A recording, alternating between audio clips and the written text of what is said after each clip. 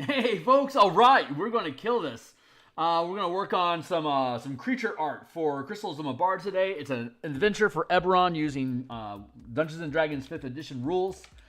I'm going to check my signal, go through my intro, and then we're going to get to work. So, mic check, 1, 2, 3. All right, guys, we are going to continue working on. Nope, that's not it. Where are we? Is there anybody out there? Check, mic check, 1, 2, 3. There. All right, cool. We're good. I pulled up the wrong video. Oh, man, that's great. All right, cool. So let's go ahead and start dropping links online for folks to find us. And while I do that, I will attempt to distract you with my dulcet tones and words of amusement that sound like this. Hey, folks, my name is Phil Kearney. I create role-playing games, I illustrate them, and I publish them online. And I've been focusing my attention on Dungeons & Dragons 5th edition since the release of Guildmaster's Guide to Ravnica back in 2017. That's when I thought they were going to make some sort of a color mana system for Dungeons & Dragons, considering the plane shift documents that they have on a DMsGuild and the obvious tie-in between the two IPs that Wizard owns. But no, they didn't. So I'm like, well, okay, I'll do it then. And so I did. And there's a link to that and a whole bunch of other books in the descriptions down below. If you want to check those things out, they all have free previews. So you can, it doesn't cost you anything to check them out. But if you want to buy them, it would certainly encourage me to do more of these things in the future. I have a Discord channel now, and you can find that. Let's see, if we're looking at, here's the description of more. The full playlist for the channel, all 196 previous episodes, is linked here. You can check out us creating this book cover back around episode 40. You can stay current with Twitter. My Discord community has a link on Patreon that in the About tab that I'm keeping updated on a weekly basis, so it should stay live for y'all. Here's a slew of books. They all have free previews. They also all have like assets and stuff in them if you buy them in a zip file.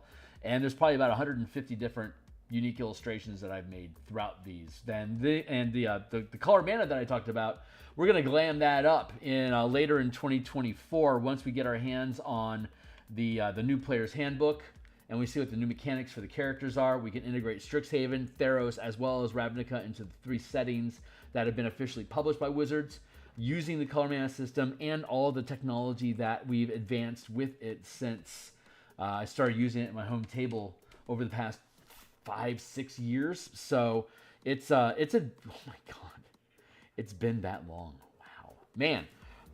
Yeah, I need to get to work. I don't have enough books out. I need more books. So let's make some more books. Yeah, here's my Discord group. I just posted I'm live on Twitter. If you're on the Twitter X platform, you can follow me at Phil Kearney to get notifications. But best way to stick to the channel is to like, subscribe. We've got more subscribers since lunchtime. God bless. Thank you. I'm really glad that folks are taking an interest in Spelljammer and Eberron and color mana and the different things that I build and put on DMsGuild, and always provide free previews. And I'll be doing Kickstarters eventually, so definitely stick around and check that stuff out. If you want to encourage me and help me get more coffee into my system, you can always throw some membership onto my Patreon. It gives you voting rights over things I'm going to do next. As well as sneak peeks of stuff and playtest opportunities for people to tie in.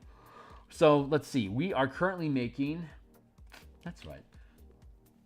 Let's grab a reference here and just dive back into this. So my muse is telling me that I need to lighten up this mask, that it's just too dark. So I do what she says. So this is what she says to do. So this is what we're going to do. I'm going to look for anything that looks like recognizable body parts and just put some highlights on them, just because it's just too dark of a mass. I need to have more brightness so there's more separation.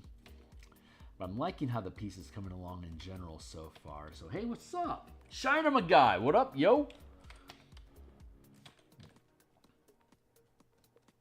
I don't know if you had an opportunity to check out the lunchtime stream I did for the Eberron Spelljammer campaign development, but we're cooking, man. That thing is falling fucking into place. So I expect the campaign to be live by the 19th. I don't think I'm going to be streaming at lunch tomorrow, but I will have a rare opportunity to do so on Thursday lunch. instead of tomorrow. So I'll be on Thursday and Friday this week, continuing to develop that new campaign for my home table. But it looks like everything's falling into place and it's all curving out properly. So I'm pretty much at the point where I'm defining the industry checks that they make, like if they're doing prospecting, like what kind of a die roll do they make to determine what type of a structure it is, like what kind of minerals are in it, and how much, what percent of it is still available to be mined. And when you make a prospecting, when you make an extraction check with your commerce for your mining crew, actually pulling the minerals out of the rock, whatever the die result, whatever the result of that check is, like say 24, that's the percent of material that are extracted from the rock during that 10-day period of time. So so as the team gains more resources, they can purchase asteroids that are further and further away from hub. And the further a rock is from hub, the higher percent there is of material left to mine. So there'll be a random percentage of resources inside of the rock, and it will be like for every 10 days that they can mine it, they can extract more wealth from it. And when it goes out of territory, they either stay with it and continue mining it, but they're out of protective zones, so they're effectively poaching the asteroid, and they can be attacked by anybody, and they would have to expend additional resources to invest in an escort, because while you're in territory, there's already military patrols protecting your claims that can respond to any piracy or poaching. But if you're outside of your territory, you have to invest additional resources to recruit a fighter squadron to escort your mining barges. And if there's a conflict, you either resolve it with a military. The team could send in a fighter squadron that they themselves are going to control as an encounter, and then they'll have fighter pilot aces that are able to engage with other flying enemies, or they can relegate the task to their guild to hire and resolve as a die roll, similar to how much resources they extract over the course of 10 days. Were they successful in retrieving their lost miners? If the answer is no, then you can't use military for any follow-up attempts. You could either use espionage or you can use negotiations, if you can find out through espionage or lore seeking who has your crew.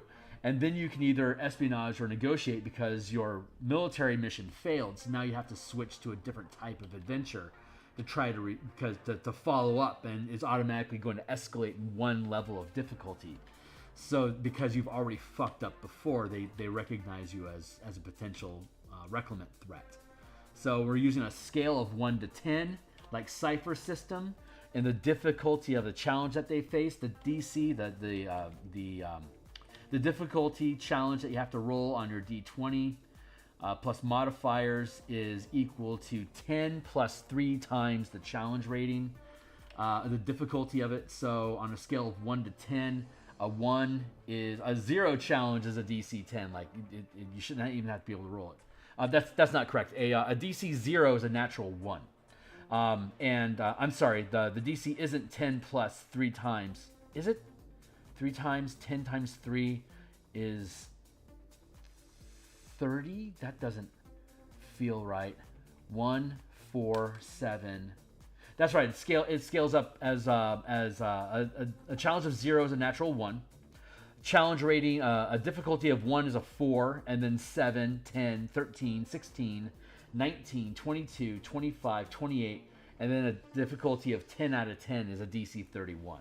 That's the curve. It's 3 times the difficulty plus 1 equals the DC. So a 20th level character attempting to perform a difficulty 10 out of 10 would have to roll a DC 21 on their check. So they better be fucking experts and perfect in their ability score to be able to achieve that. Otherwise, they're going to fail, but it is nearly impossible. In the Cypher system, that's just a difficulty 10. That a 6th level character, a 6th rank, I forget how they express it, But if you've bought up your edge so that you can reduce that task by 3, it then becomes a DC 7, and then you can use boons and banes to reduce it down to 5, and then you could use effort to drop it down to 2, so you only have to roll a 6 or above in the Cypher system on a 20-sided die to succeed at that impossible task, which is gets a lot easier to do using Cypher system. And then, of course, the DM could throw in incursions. So the way that we're building it for 5th edition is that you make the die roll, and you'll succeed at the task, but there's a complication. Like, for example, in the example of miners extracting resources from the mine, if you fail the check, you'll still extract resources of whatever percentages that you rolled, but for some reason that ore didn't get to where it was supposed to go. Something happened. Either there was like a cave in, monsters ate them, so there was no one there to actually take it out. There was pirates that stole the ship and all the ore aboard. Or monsters came and destroyed the crew, or something else. We'll have other options that could be just a random thing that'll trigger a type of encounter for the team to potentially pursue themselves or to relegate to their guild to take care of as downtime activity if the team is too occupied with other more higher priority tasks. So at any given time, the team is resolving adventures over the course of 3 sessions, and that is a 10-day block of time out of the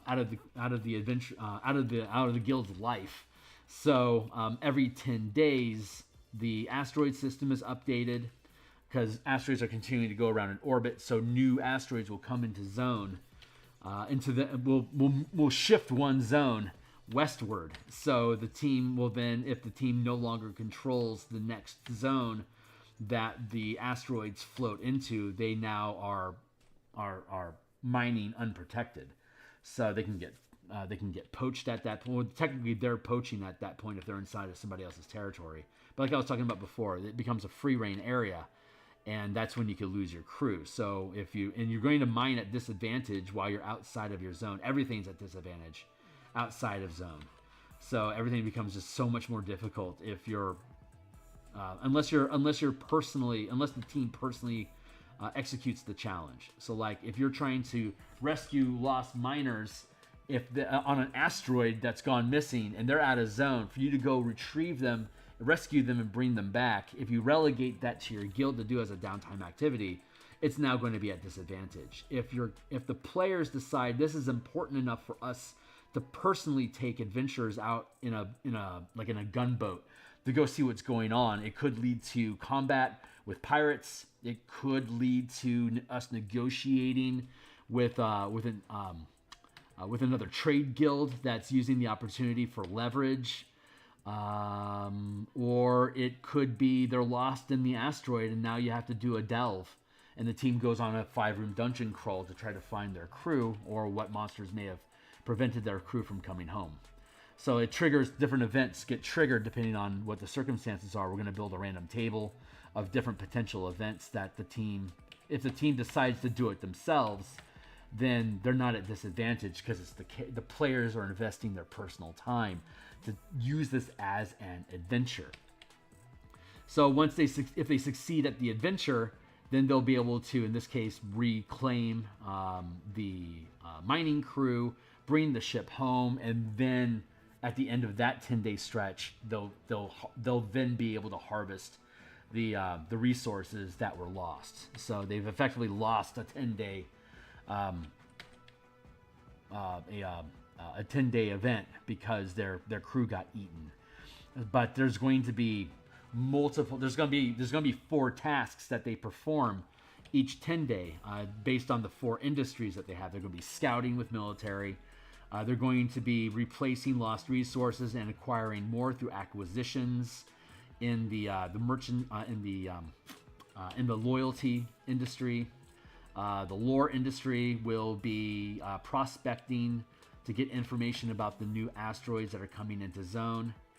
And then the commerce is the actual mining operation, extracting resources from the asteroids that they're positioned on. So, and like you can, if you're in zone, each zone automatically mines resources and is automatically is protected and automatically is scouted because it's in zone. You've purchased that zone, and whatever resources you normally have available, you allocate to the different industries. Like the military industry, you invest like 1 point for first rank defenses. You can decide to invest 0 points to invest 0 defenses in a zone if you want, or if like your 5th rank military, you can invest 5 points of resources to have a 5th rank squadron protecting that zone. And those are points that are just basically like tapped and held in reserve while you're investing in those zones. So the more zones you purchase, it's a one-time cost to purchase the contract, but then you have to invest resources to increase the rank of mining operation that's performed inside of each zone, which becomes expensive. So it takes a while for you to be able to build up stuff. Anyway. But then you can also go outside. That's right. I'm sorry. If you purchase, like, say, if you have 5th rank military, then all of your zones have 5th rank military defense.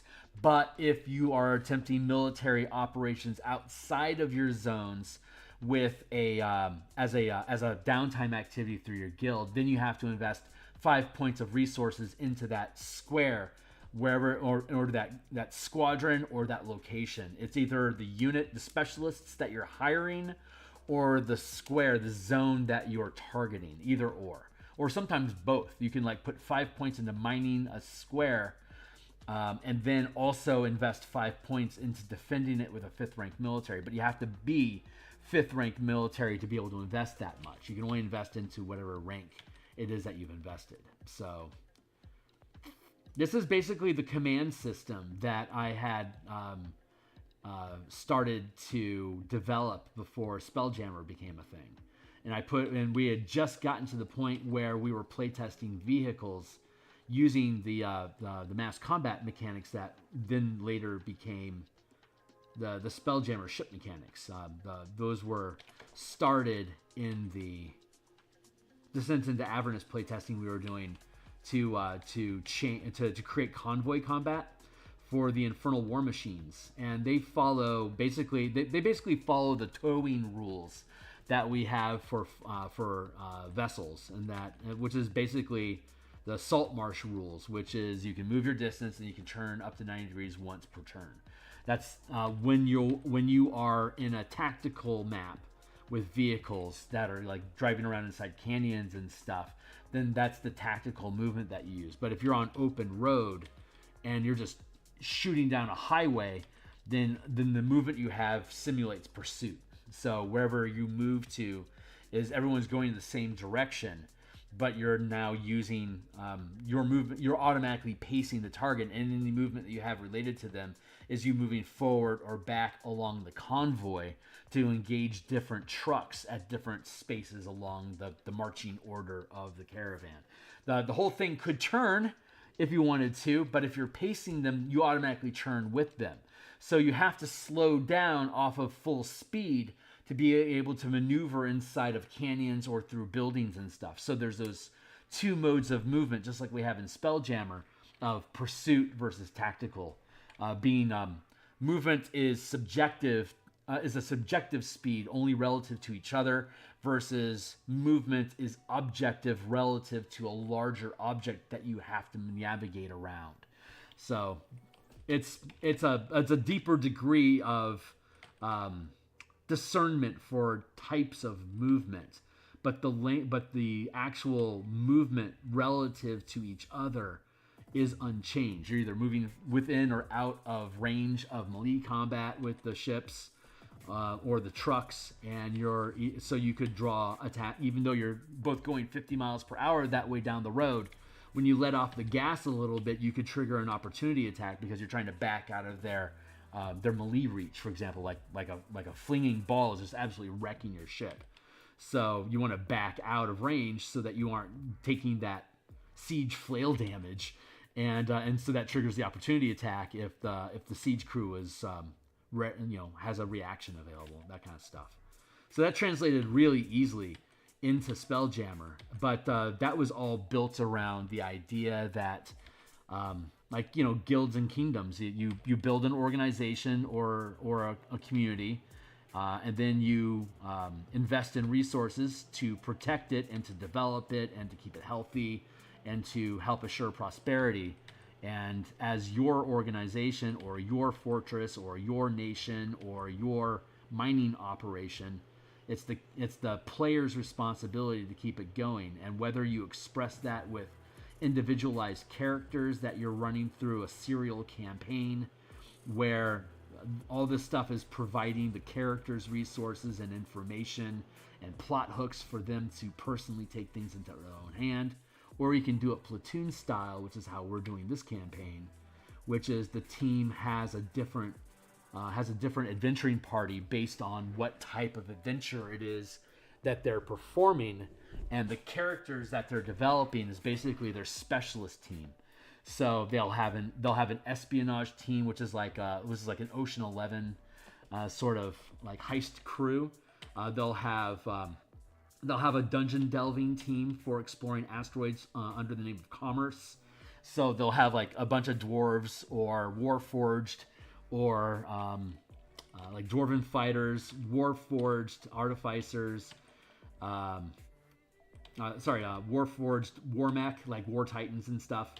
And then gnomes would be artificers and mecha suits. So like the warforged are AI that you can plug into a mecha, and gnomes being really small in size, they're like 3 feet stature, so they're really easy to slip into like a size large construct. It's easy for them to be able to navigate that thing and treat it as like as a Hulkbuster suit, run around with large scale energy weapons and have massive melee damage. And then you've got warships that are dealing barrage damage at the large scale. So you've got individual troops at the 5-foot scale. We've got fighter ships as well as war titans at the 50-foot scale. And then we have warships at the 500-foot scale using the basic spelljammer mechanics that we've introduced. And yes, this is starting to look pretty good. That's the right lighting decision.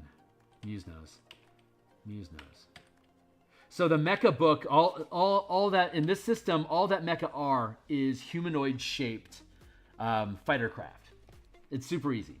And if you don't want them to fly, then you slow them down to like a max speed of 50 feet per 50 foot squares per round instead of 1,000 mile squares, just depending on how fast you want your mecha to be able to go. So the big difference between fighter craft and mecha is mecha are humanoid shaped and generally move slower. Flight is an option. Sometimes yes, sometimes no. Just depends on how you want to flavor your shit, or if you want to have like some sort of like a flight tax you want to impose on the mecha that you build. But otherwise, it uses the exact same mechanics as the fighter craft do. Like all the fighter craft that we have are in the shape of spiders and bugs and fish and stuff, which are just creatures that could attack you. And when you're animating a vessel, or whenever you're flying a ship using spelljamming helms, your sentience like sinks into the ship, and you become the ship. So like when you make attacks, you're actually attacking with the legs that are on your ship. You're actually spearing the enemy ship with that, or if you've got a bludgeoning ram, you're actually ramming with the bludgeoning ram like a horn. You're actually trying to gut the ship with your horn. And so if you're humanoid shape, you can now pick up a weapon and have a siege melee weapon in your arms, because you're like a 20-foot robot, right? With a mecha pilot inside of it on a spelljamming helm. That could be like 500 gold, gets you 1,000,000 miles a day of flight, up to 500 feet per round. Or you could like go super bargain basement and do like 100 gold piece crystal, plug it into a mecha suit, and empower that thing to be able to go like, what would it be, like 50 miles per hour? 50 mile squares, 50 foot squares per round. 10 squares per round at the 50-foot scale equals 50 miles per hour. MPH equals size of square per hour. It's super simple. So really easy conversion there. But those are the different modes. So you have those 3 scales. You have those 3 scales of ships or engagement that the team can perform, and they have to be third. They have, at first rank, you can have troopers. At second rank, you can have fighter craft and war titan. At third rank, you can get warships. At fourth rank, you can build military outposts on an asteroid out in a zone that's away from hubs, so you can start creating your own hub, so you can spread even further out into the far realm to gather more and more precious stones with bigger and badder enemies out there lurking in the depths. So there's a fun opportunity to be able to like really dive into high level stuff with this if you wanted to. And we're basically building. I'm basically building out like to be a Shadow Dart campaign that scales up to 4th rank, or into the 4th tier, like 20th level gameplay of just standard Wizards of the Coast 5e combat and spellcasting and stuff. But instead, I'm making spellcasting an ability check modifier. I think that's what Shadowfell does. Is that what it's called? Shadowfell? And that new RP that came out this year, the big Kickstarter indie project. I think it's called Shadowfell. But yeah, and then it has a randomizer for what improvements your character gets. So I'm going to really dummy down the characters because we have 6 players and we only have 1 hour of lunch to play. So if I'm going to kick through a 5-room dungeon over the course of 3 hours, stretched across 3 weeks, 1 hour per week, then I'm going to have to basically use Beck-Me style dungeon combat. But I can scale at the 550 and 500 foot scale, like D8 damage with a sword, or if you're in a 50-foot scale in a mech suit or fighter craft, it's D8 times 10, and if you're in a warship that's up to 500 feet in size, then it's going to be D8 times 100. And if you've got an entire military structure that occupies a zone, anything that goes in the zone there, you can target with D8 times 1,000 damage. First rank is D6. First rank is D4. Second rank is D6. D8, D10, and then 5th rank is D12. So if you get up to 5th rank in military and you have a military facility in a zone, if somebody tries to siege it, it'll be able to deal D8 times 1,000 damage per round to whatever armada would be necessary to siege it in the first place. So you can scale up as your characters gain ranks of magnitude inside of the game space. I'm rambling like mega hard here, so don't mind me. But anyone that catches wind of any of that shit, you're welcome to drop comments down below and let me know if this stuff makes sense. Because this is what we're doing in our lunchtime design stream right now. And as soon as I get that campaign up and running, I can start doing a weekly diary with you guys, probably on Saturday. That'll probably become my Saturday workbench for a while. Is doing campaign diary notes, because I'll eventually turn this into a product and put it out as like a toolkit, like a spelljammer toolkit to use my mechanics with your campaign. Anyway, ideas, and I just want to make sure I get all this right in here.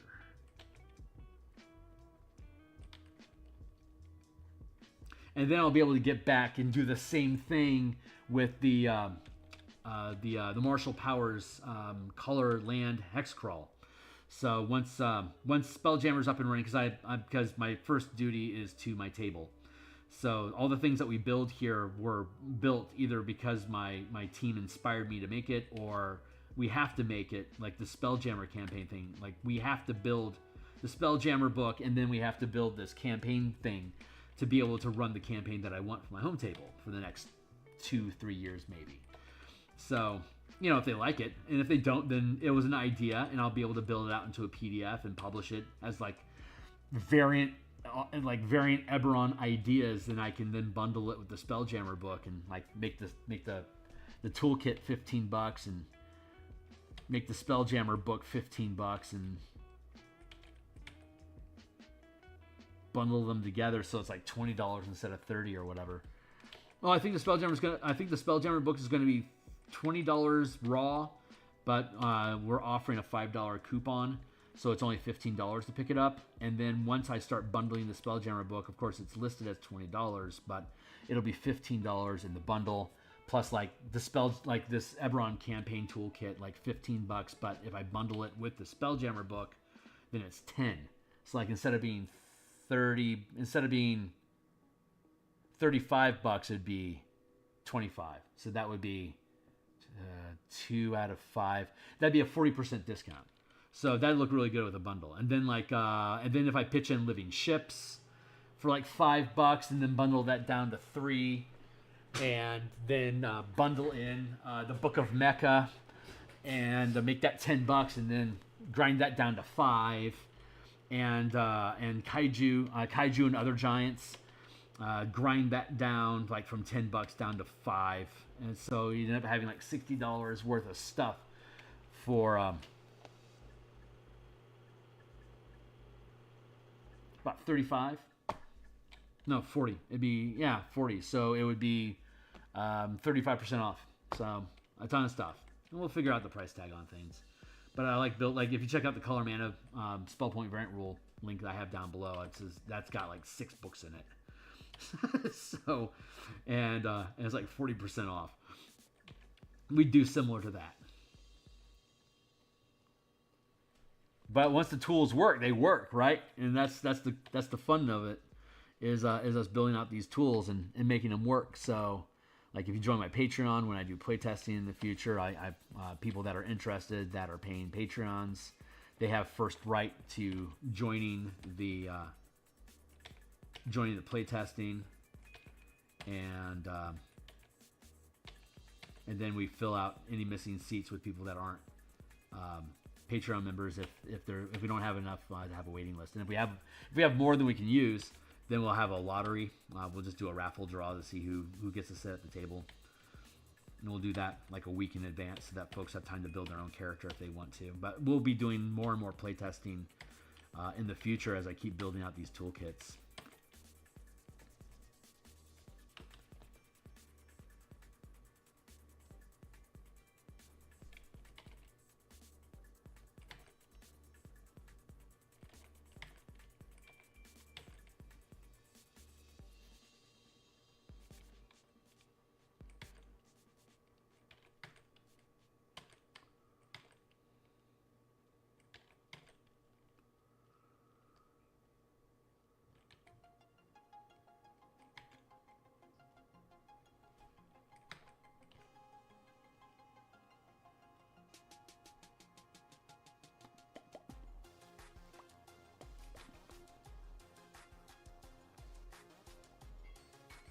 We're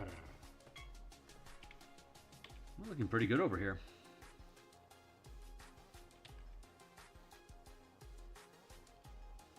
But God, building that campaign is so fun.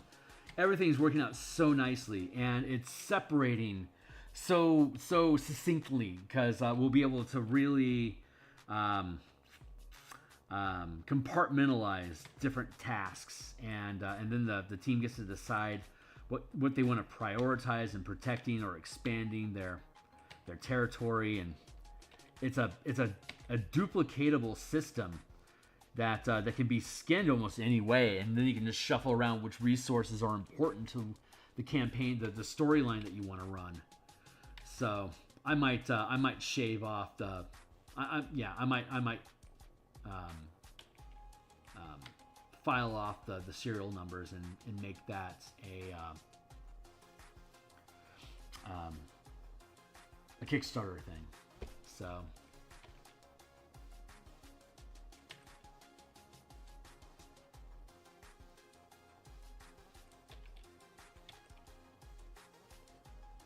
we'll see. Because I'm using Eberron's language, but I don't have to.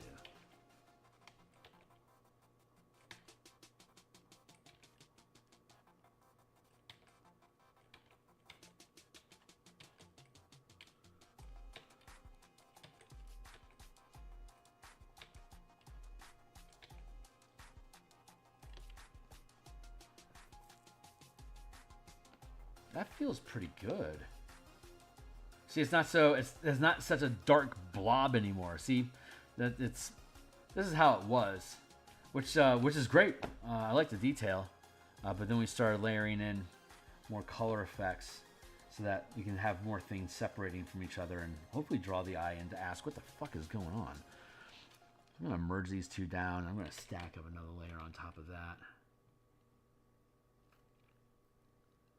I'm going to have a very, very early stream tomorrow. I have the once a quarter I go into the city for client meetings, and that is happening tomorrow morning.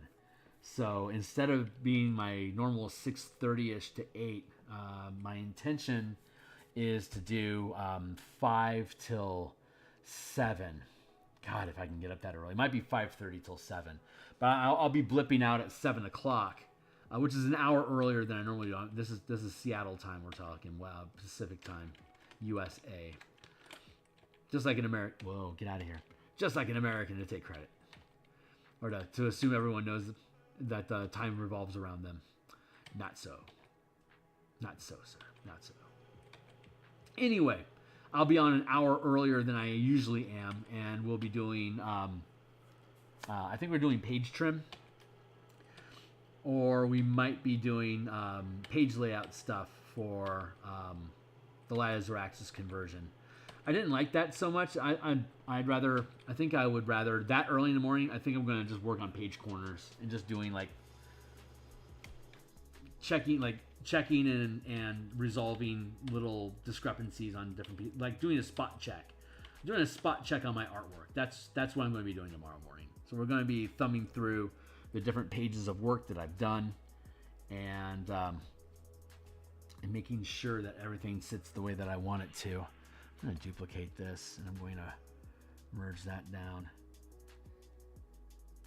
Yeah, that's not right.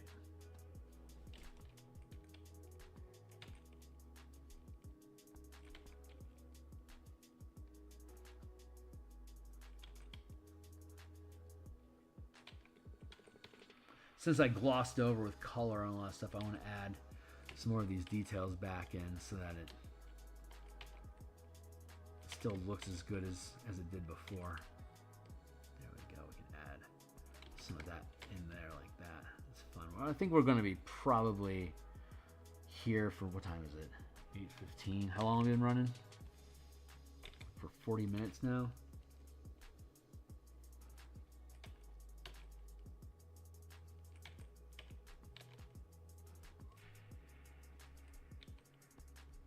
Yeah, we can keep this up for a little bit longer.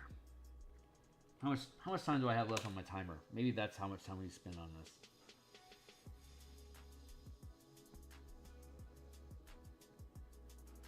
Got 15 minutes. So we're going to give this 15 more minutes, and then we're going to move on to the next piece. So let's grab some dark gunk.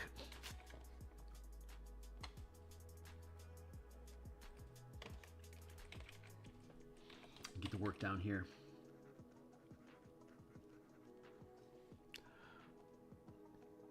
Gunk need darker.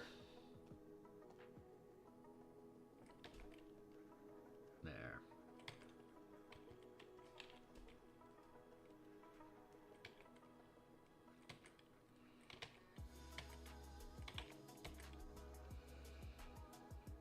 Perfect. And then we'll move on to the next piece. We'll random up another one to do, and we'll just knock that one down. I am really feeling the end of the Spelljammer project, man. It is coming together, and so I am. I don't want to jinx myself, but I'm really feeling that February 19th, Monday, February 19th, will be the 200. Sorry. So we're at episode 197 right now, right? So this is 197 here on Monday, and then on Thursday, I don't think you can see any of this. The calendar's off screen for you probably. But Thursday is the 8th. That'll be episode 198. The 12th will be episode 199. And then Thursday the 15th will be episode 200. So I think on Monday the 19th, I think episode 201 of Eberron, I think is going to be Monday morning instead of the evening, because I think the Spelljammer book is going to be published and out of the way by that point. So that means that Eberron becomes my morning project again. And I think all that time is going to snap into place on the 19th. So I am looking forward to having Eberron back on my plate in the morning. And I'm incredibly excited about having Spelljammer finally publish. So there's oh man, I can just feel the weight. It's a good energy. I like it. I'm really looking forward to this switch in energy. God, it's gonna feel good. We have a couple random encounter maps to finish. We have some NPC tokens we need to do after this one. But with Spelljammer being done, my evenings, instead of me processing Spelljammer stuff, in the evenings I can start processing Eberron stuff. So we're going to go right back into this exact same workflow that we've been doing for Spelljammer. We're now going to start doing it for this Eberron adventure that we've been working on. And then our Monday, Thursday night project is going to be Martial Powers.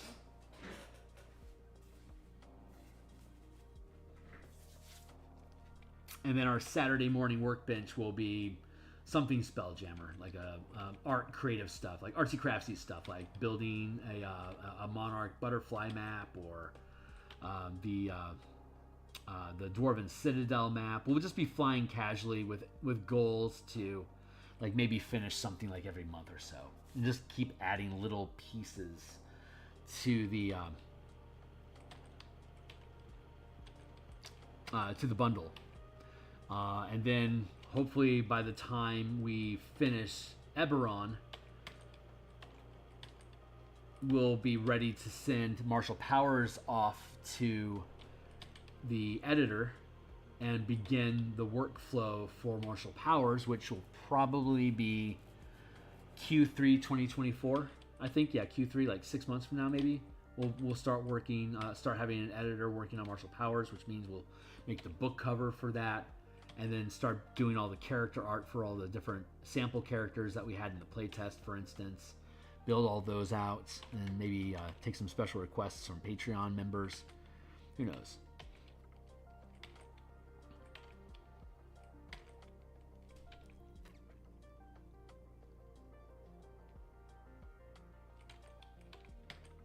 So that'll become Martial Powers will become our morning project. And then we'll be able to split our time on Mondays, Thursdays, Saturdays, and lunch times between developing more Spelljammer stuff and revamping the color mana spell point variant rules to coincide with the new Martial Powers book that we're building. So that's I'm pretty fucking excited about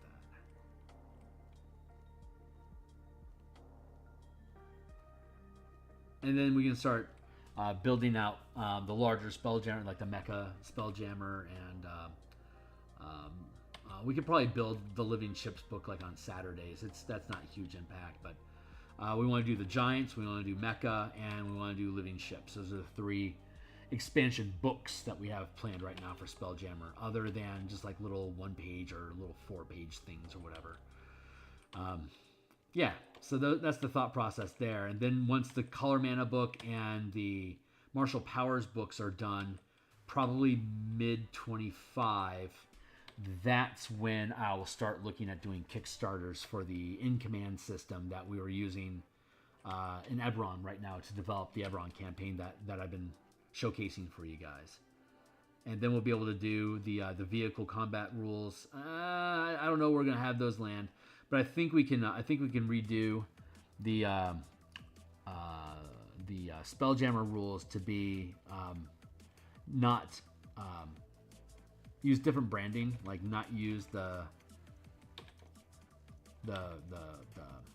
ship of the line or like the Age of Sail type of format for boats, and instead go to more sci-fi energy system type stuff.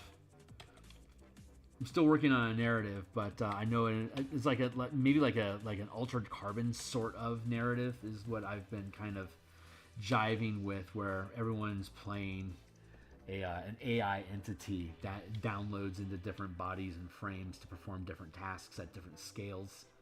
You know, so like the fighter craft warship mecha pilot sort of idea. It would be basically your character is infusing their essence into these different machines remotely using Wi-Fi stuff, and like getting stunned would be like a disruptor ban that's interrupting your Wi-Fi signal, so your machine goes down until you're able to recover a connection, which would be expressed as a saving throw against the hold person spell, right? So there's these different things that you can do. It's like players could be running multiple ships in tandem as squadrons or platoons, and so as you lose connection with like one unit, you then focus more action economy into a unit that isn't disabled yet, for instance. So there'd be different ways to control the flow of battle and scale and information, but I think we could pull it off and use almost all the mechanics that we've been developing through the mana resource system can be reflavored. The spelljammer scaling combat system can be reflavored.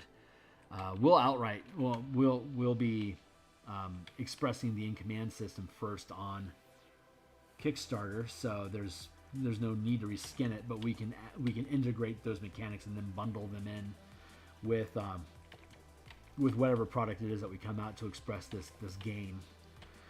But we'll build something, and it'll be 5e adjacent. But I should be able to translate it pretty easily into Cypher system, and I'm liking that Cypher jive with my 5e quite a bit.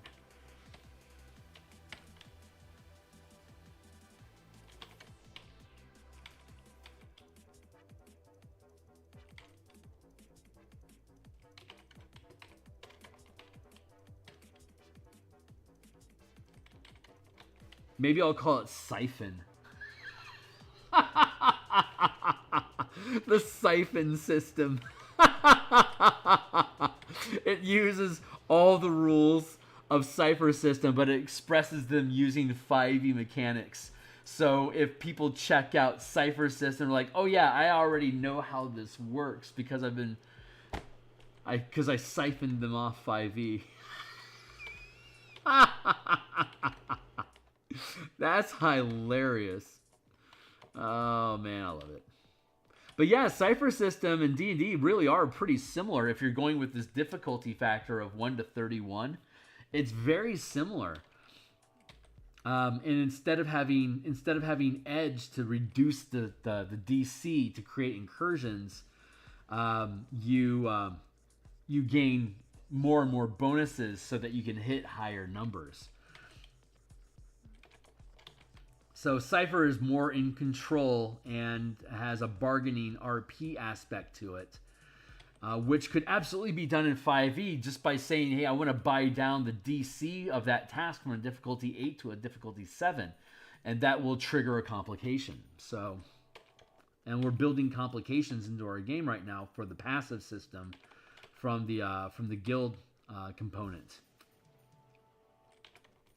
So basically, Cypher characters are basically like specialists inside of a guild using guild mechanics, which is one of the things that we were expressing on stream when we stopped doing it and started devoting all our attention on Spelljammer. But the command system still has a playlist on my channel. You can go check out all the early, the alpha testing and the preliminary look-see at that stuff, because it's obviously it's evolving. So, which is what playtesting does, which is why I love bringing these things to my table and building campaigns around these ideas, because it gives me an opportunity to really look under the hood to see, why is my face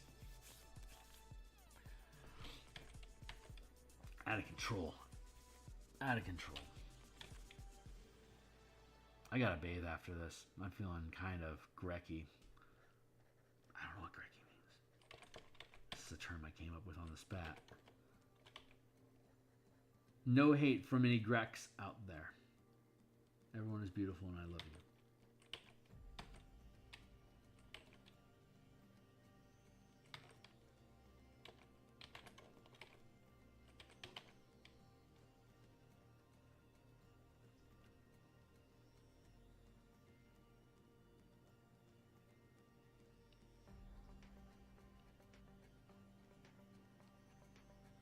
The living grave.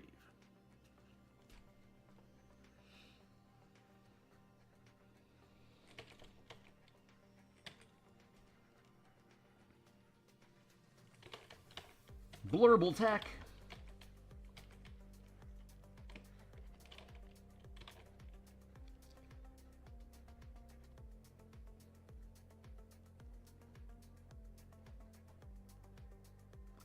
I need to be done by 9:15. That feels about right. I need to shower and get to bed so I can get up early tomorrow.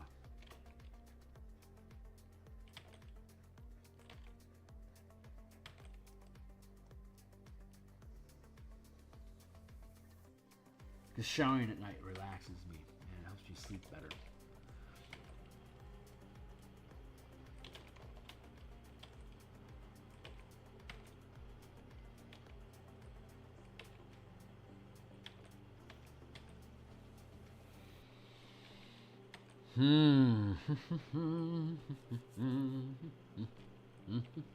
What's up?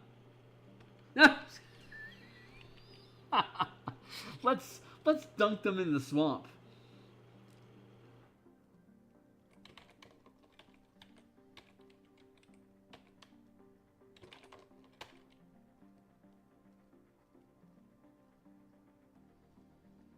Right now I'm just making texture, breaking up the new coloring that we put in to help make sure it retains form.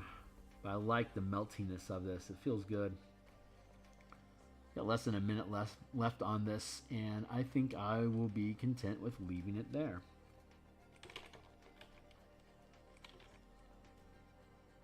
And these little chicken bone joints that I'm creating, I think are helping express the melted fleshedness of it, for lack of a, I don't know where, I have no idea what the right word for that would be.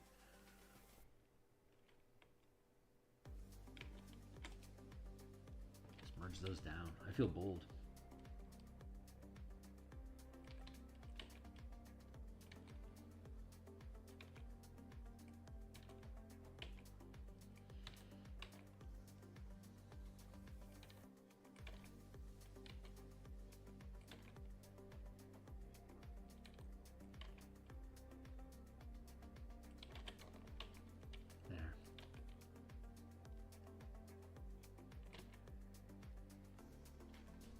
That feels pretty good.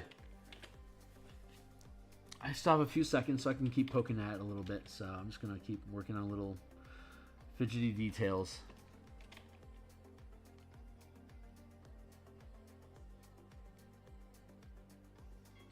There it is. All right, cool. Let's save this one and move on to the next.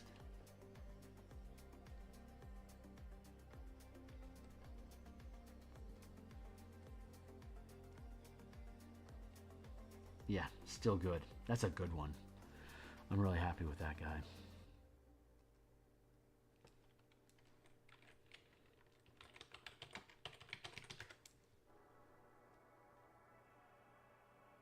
The Living Grave. Rated Blur. L. L stands for lock. All right, who's next, huh? Let's see. 1, 2, 3, 4, 5, 6, 7, 8, 9, 10, 11, 12, 13. Number 13. What up, Eberron, yawn? Let's throw open our favorite random.org. Random. What is this about? True random. What's the fuss about true randomness? I don't know. Let's roll a 13-sided die and see if I get a 6 or not. It's a 4. Let's see what that means. Can you see that? Is that even on screen for y'all? Hold on. That's not even on screen. What a bitch. Hold on. I obviously don't know the parameters of my screen. Cutoff is here. Really?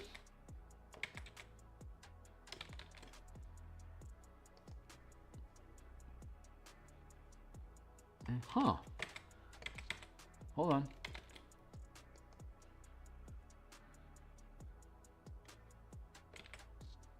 Okay, so the cutoff is between these two symbols here. Is that right?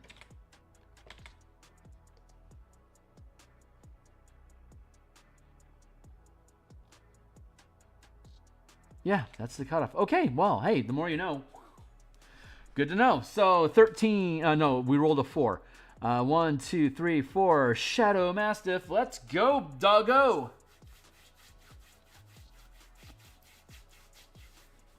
It's another black object. Sure thing, puppers. Let's go with I think I want to do a red base. Base! How low can you go, Death Row? Once again, back is the incredible Rhyme Animal, the inviolable D, Public Enemy #1. 5 votes said freeze, and I got numb. Can I tell him that I really never had a gun? That it was the wax that the Terminator X spun?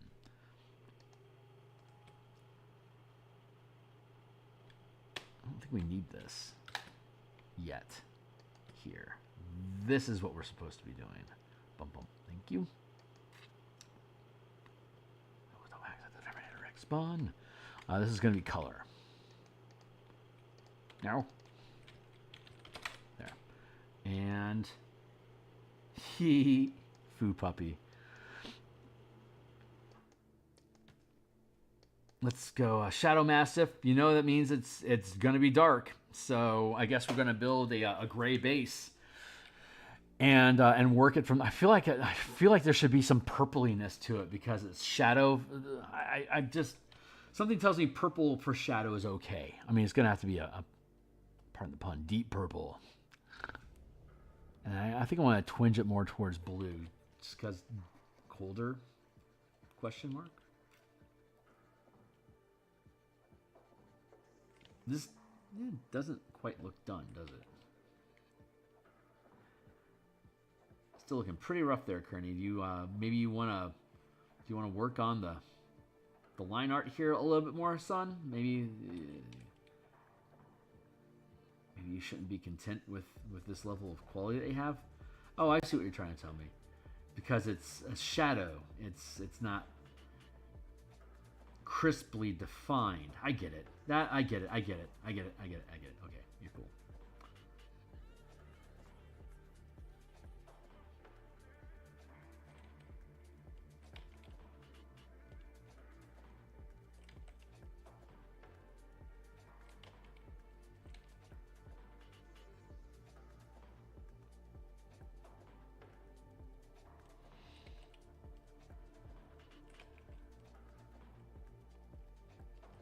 Everything makes sense now.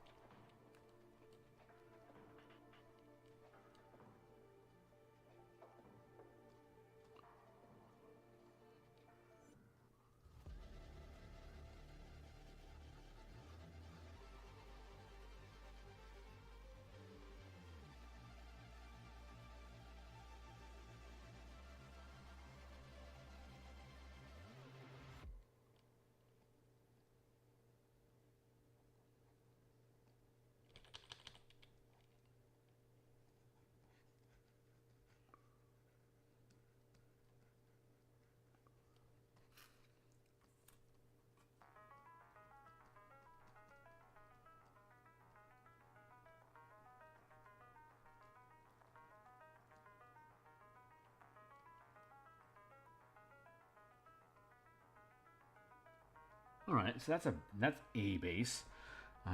Let's see if I can make this thing work.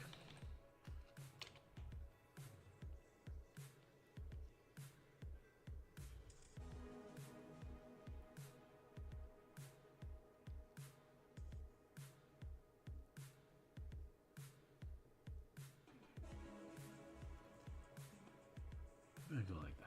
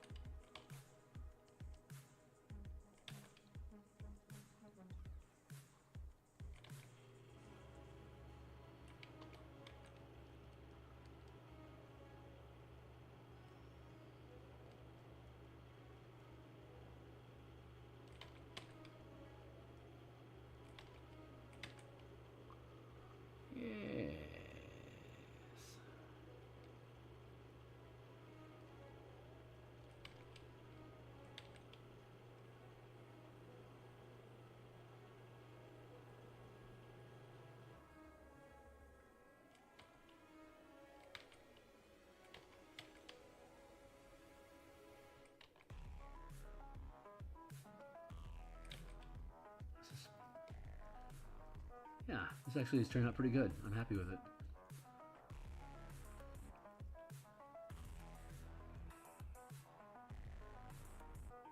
Find some highlights to throw over those teeth to make them pop out a little bit, but not overwhelm the piece. I'm going to want to have a little bit of a bluish glow in the eyes anyway.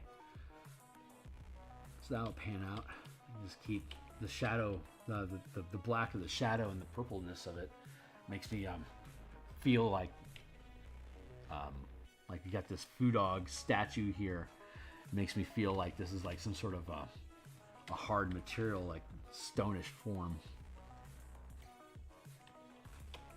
Like I'm building plates out of the purple with the negative space that's being created by the... Take that back. There. Back to here. There.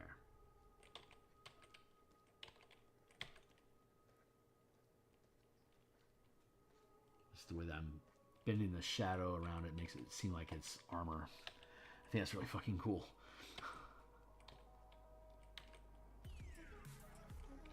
I didn't plan that. This is just emergent behavior, you know?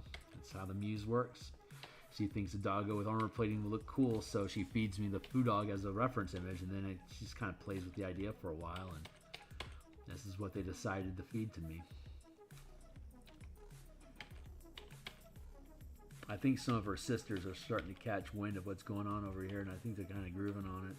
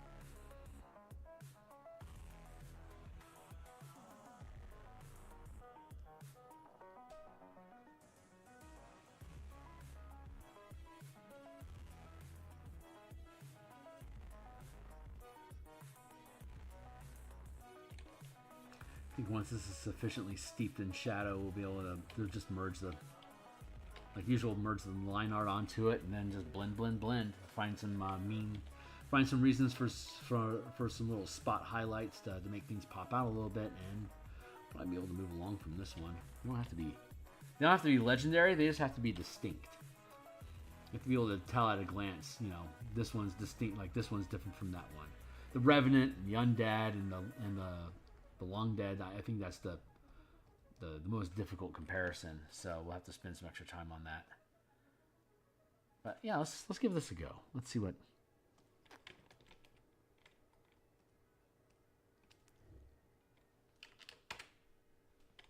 No, I wanted to duplicate, not delete. Thank you.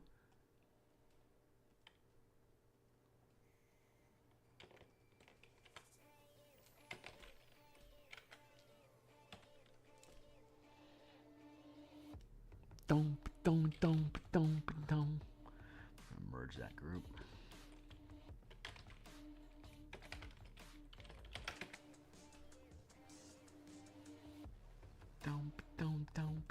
Open. Thank you. Open says me.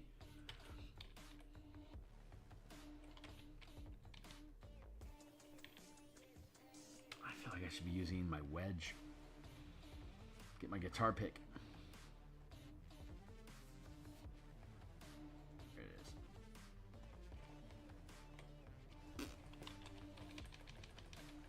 Why aren't you spinning, son?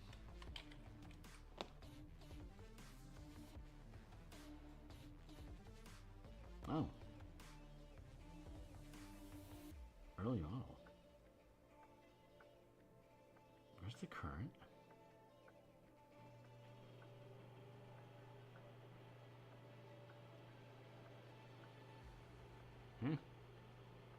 Where is my wedge?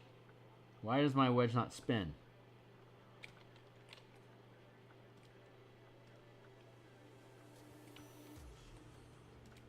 Weird. All right, let's just go into brush properties, brush settings. There we go. And we go to shape dynamics. Yeah. The hell?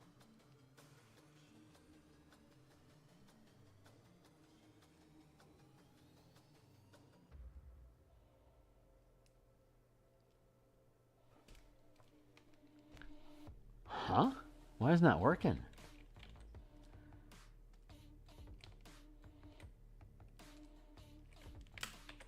Something just glitched. My pen ain't doing what it's supposed to do. Let's get that up and running again. See what the hell's going on. Like, my pen stopped doing spin function.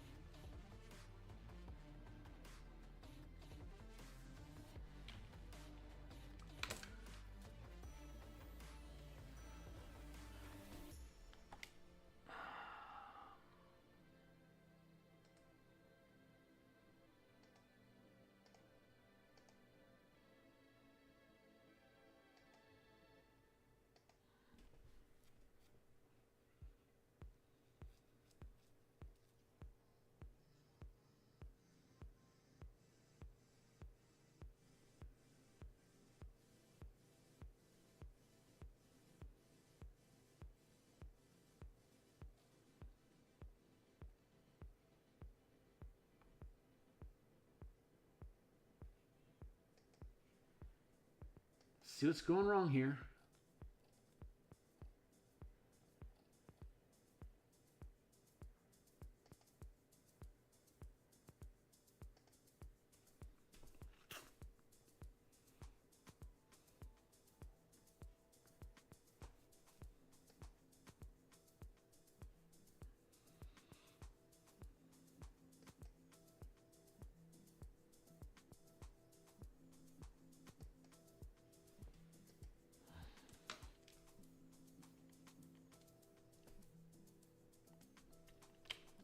Windows.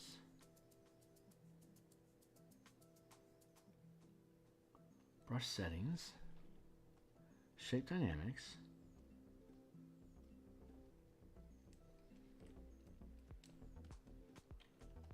Yeah, I'm kind of freaking out a little bit, not gonna lie.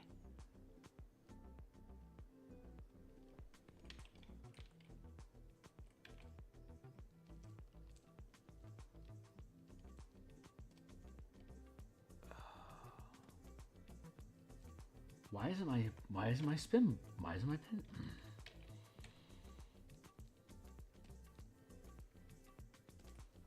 All right, well, I'm apparently having some sort of fucking glitch.